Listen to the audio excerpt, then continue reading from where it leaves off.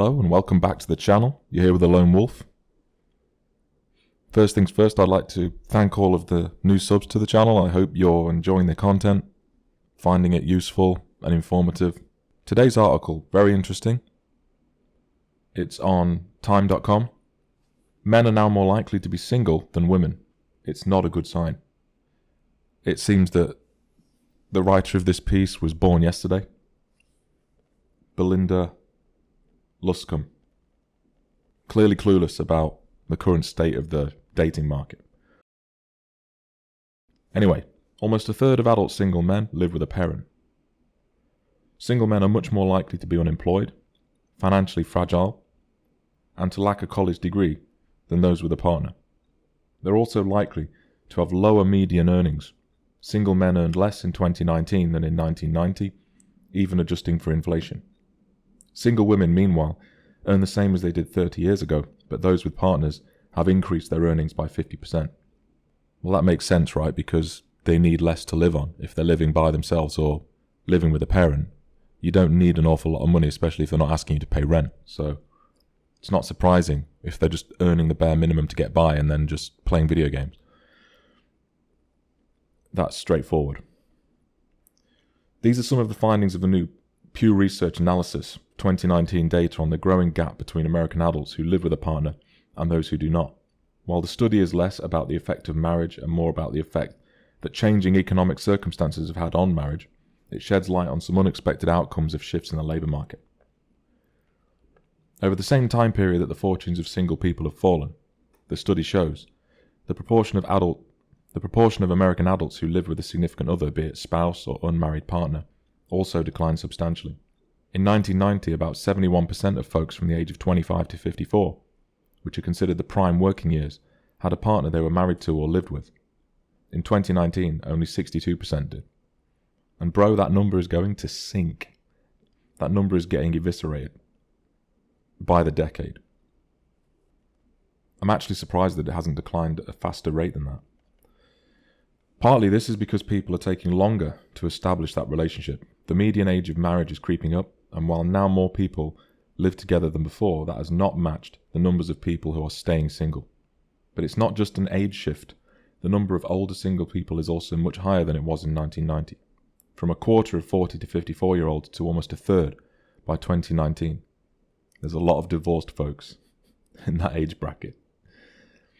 And among those 40 to 54-year-olds, 1 in 5 men live with a parent. I wonder why that is. 40 to 54.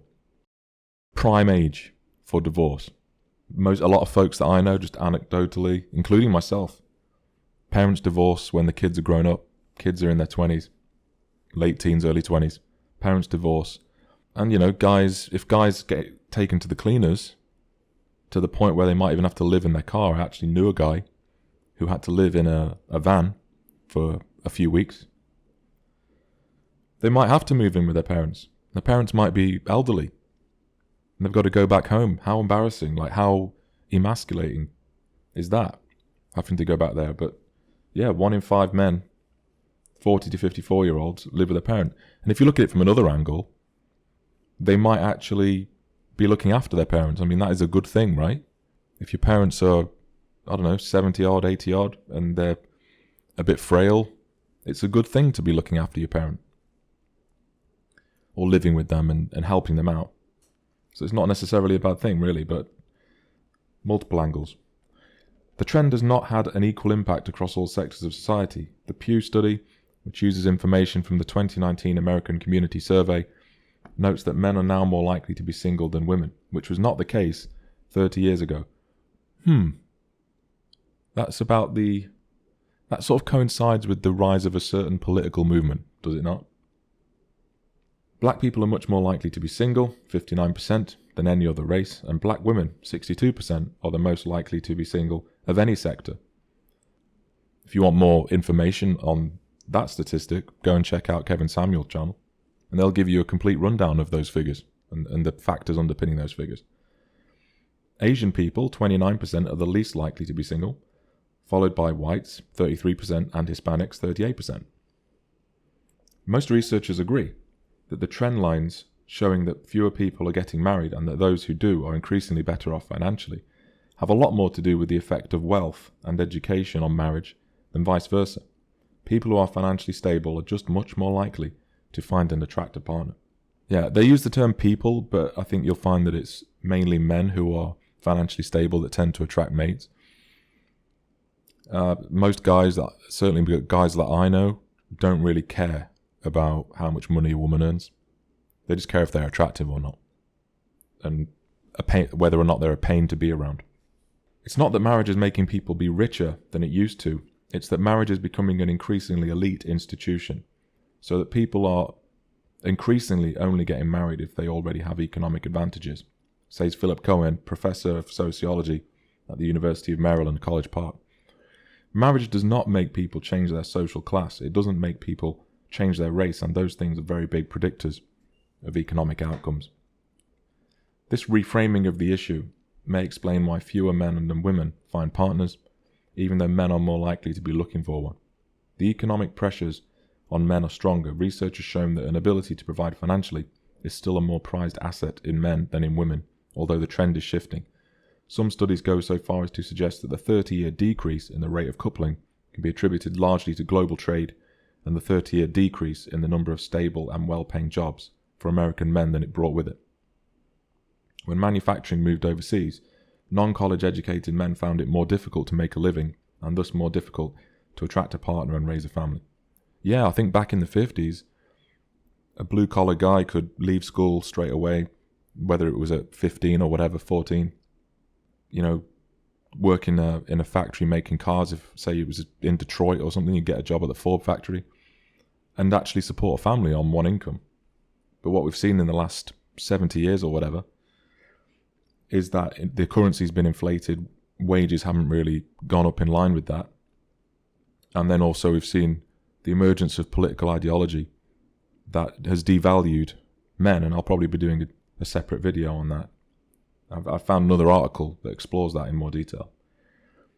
But, more women are getting into professional jobs. They don't need men, fundamentally. They just don't. Men are more of an accessory to have than something of real fundamental value to women's life.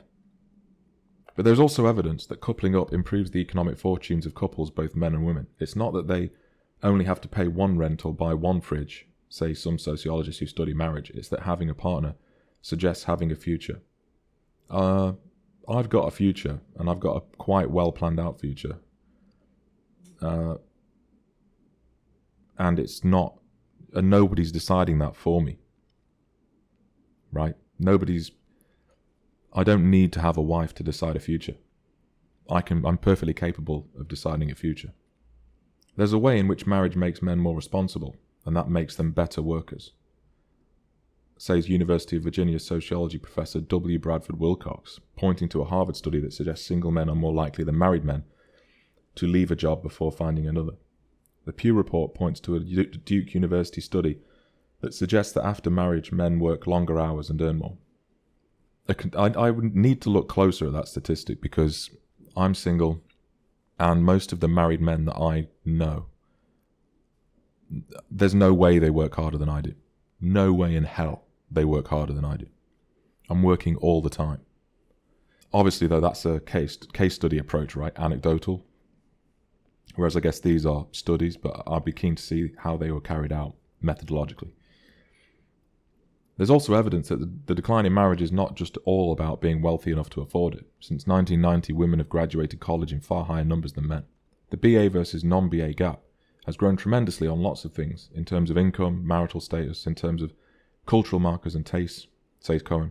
It's become a sharper demarcation over time, and I think that's part of what we see with regard to marriage. If you want to lock yourself in a room with somebody for 50 years, you might want to have the same level of education and just have more in common with them. Again, guys don't care. Guys really don't care. Yeah, it's nice to be able to have a stimulating conversation with someone, but in the final analysis, a guy has to be attracted to the woman.